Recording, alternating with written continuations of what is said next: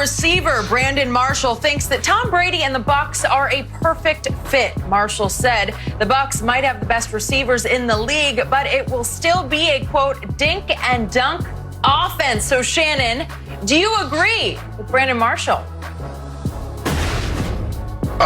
No, but I do agree when he said it's going to be dink and dunk. That's an offense. They went bombs over Baghdad last year. Now they dinking and dunking. Oh, Skip Bayless, I thought Tom Brady still had a cannon. He could still throw it. Brandon Marshall, first of all, Brandon lost his mind. Hold on. The Saints. Are the Saints still in the NFC South? My note said over the last 3 years, the Saints have the most wins in the NFL, 37. Let's see. Saints, Drew Brees, Sean Payton, added Emmanuel Sanders. Kamara's still there. Skip, stop this notion. Yeah, I mean, we need to stop this. Look, everybody happy. Tom Brady seems to be happy. He's out of New England, under Coach Belichick's thumb. He's in Tampa. It's nice and sunny. He's staying on the Gulf of Mexico in Derek Jeter's big palatial estate. We get all of that. But now all of a sudden, because he's in the division, the Saints' window has closed. Who nailed it shut? I'm confused.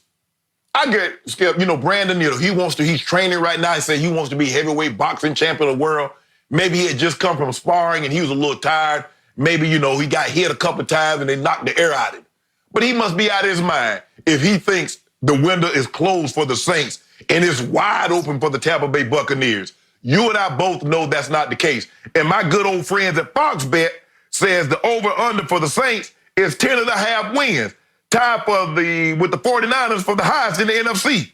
The Bucs are at 9.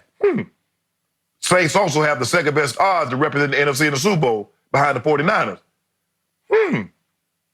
Well, now Fox Bet, last I checked, gambling sites don't get in the business to lose money. Do they, Skip? So I'm going to take my good old friends at Fox Bet at their words. They're not winning the division. Are they, Skip? I already predicted that Brady's Buccaneers will win next year's division. I already told you they're going to go 12-4, and I figure the Saints will be very good at 11-5. But I believe they'll split their 2 games, but that Brady's schedule is a little easier than the Saints' schedule, and that they'll be right on time because he now has 4 weapons and 2 coaches he did not have in New England. And back to Brandon Marshall, I know him, I love him, I appreciate him. I've had him on lots of shows in the past. Miss him. Hope we can have him on Undisputed at some point soon. But the point is, his point was completely correct. And I remind you, Shannon, Bruce Arians has offensive genius about him. His consultant, Tom Moore, is an offensive guru. So obviously, they're not going to ask 43-year-old Tom Brady to do what they too often ask Jameis to do a year ago as the Bucs went 7-9. And that was to stand in the pocket and hold it and hold it and hold it until you're about to get blasted in the face and bomb it and then get blasted in the face. That's not going to happen this year. As Brandon said correctly, they're going to spread it out with all those 4 weapons, but there's a 5th weapon named little Scotty Miller, a rookie last year, 6th-round pick out of Bowling Green.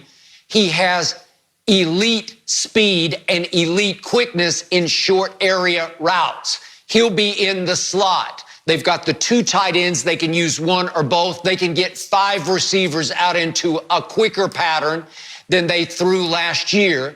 And Tom Brady will do a lot of quick throws. If you want to call them dinking and dunking, if they work for 5 yards, 7 yards, 8 yards, 4 yards, 5 yards, 6 yards, that's good. That will work. But trust me on this.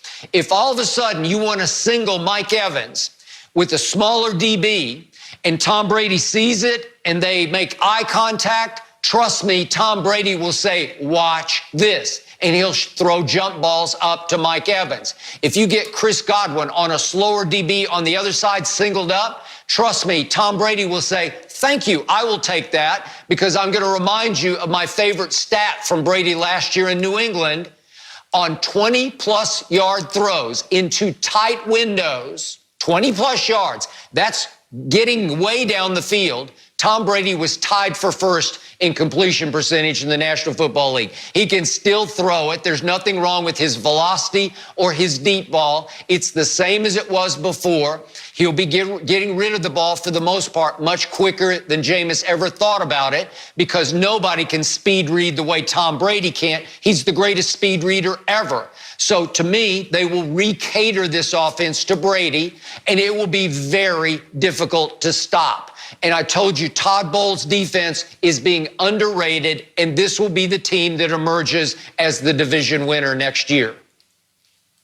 So let me get this right. So in the words of one Skip Bayless, Bruce Arians might have sabotaged Jameis Winston because he asked him to stand in the line of fire and look down the gun barrel and take it right between the chops and throw it. Whereas he's going to ask Tom Brady, Tom, we're going to get the ball quicker out of your hands. So is that what you're telling me? He set Jameis up for failure? Is that what you're telling me? Because his offense is to push the ball down the field. Why would you not push the ball down the field? Jameis Winston, if you watched him at Florida State and watched him through his NFL career, is not the most accurate passer mid-range or short range. He's better throwing the deep ball. Bruce was playing to Jameis's deep ball strength. Tom Brady is deadly accurate underneath as well as throwing the deep ball. So why wouldn't you take what the defense is going to give you underneath with accurate quick throws, which is Tom Brady's strength? That's all. He was trying to play to Jameis's strength, but unfortunately, Jameis tries to win one for the Gipper on every throw. Every throw out of Jameis's hand, he wants it to be a touchdown pass. So he threw 33 of them last year. That was second to Lamar in his 36 touchdown passes in the league. But he threw 30 interceptions, and he lost the ball on 5 fumbles. That's 35 turnovers, 12 more than any other quarterback in the league. And obviously, you can't win that way, and Tom Brady will not turn the ball over 35 times. Well, if that's the case, why does like 5 of the 6 quarterbacks that have played for Bruce Arians have had their career-high interception if he always caters the offense to what they do really well?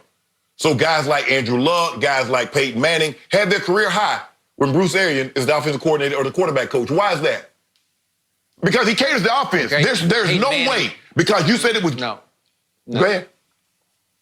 Peyton Manning was what? Peyton Manning was a rookie when he led the NFL in interceptions under Bruce Arians. So, again, Peyton was a rookie. If they'd gone on together, they're going to do a lot more dinking and dunking because Peyton could dink and dunk with the best of them also. Well, you do realize that it's not like Peyton he was Peyton's OC in 98, 99, and 2000. It's not like Peyton had 5 interceptions in 99 and 2000. He was in the double digits those years also. You do realize that, right, Skip? So what about Andrew Luck? I do Andrew realize Luck any that. good? Okay, I was just checking. Yeah, All I'm saying is this. But what did he do worse? Andrew Luck, what was... I told you before the draft, or I told everybody on television before the draft, he holds the ball too long and tries to throw home runs on nearly every play. Again, Arians playing to Andrew Luck's strength, which became his weakness because he took way too many shots, and as we speak, he's retired. I hope he comes back, but he just took too much punishment in too short of a time. Skip, that's BA's offense. I mean, because you said Jameis holds the ball too long and took shots. Andrew Luck, maybe that's the offense because the one thing that there's no correlation between Andrew Luck and Jameis Winston. The only thing that they have in common is who called the plays, who's the OC at the time in which they took all those sacks and which the time they threw all those interceptions. And that's Bruce Arians. So he bears no responsibility? Shannon, Bruce Arians now has the GOAT. The GOAT has been much better at what the GOAT does than Bruce has ever been at what he does because Bruce hasn't won a Super Bowl as a head coach, so his credentials don't equal Brady's. So obviously, he's going to listen to Tom's input also. And obviously, they're going to have a lot of check with me's at the line of scrimmage, a lot of option routes that Brady will call. So he'll be dictating a lot of the play calling at the line of scrimmage. It will be Tom Brady's offense, with a whole lot of input from Arians and especially the great Tom Moore. So, and obviously Byron Leftwich is calling the plays. So they will all get their heads together, and the offense is going to look a lot different this year than it did last year, because obviously Tom Brady is not going to risk a career-ending injury for one touchdown pass. He hasn't done that for the last 5, 6, 7 years of his career, and that's why he's had the longevity that he's had. Well, they asked that of Jameis. They asked Jameis to stare down the gun barrel and wait till the last possible second to throw the ball down the field. Why would they ask that of Tom Brady? Well, Tom's 43 years of age, and they would like to win a Super Bowl with Tom Brady, and he'd like to play until he's 48 years of age. So obviously, he's not going to do the things. That's what Jameis did best, was hold it, hold it, hold it, and bomb it. That's what was asked of Jameis. Jameis says, I'm 25. I would like to see my 30th birthday.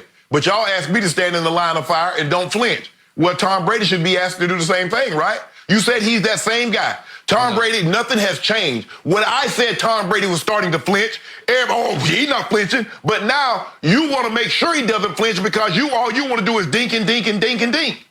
No, push the ball down the field. No risk it, no biscuit.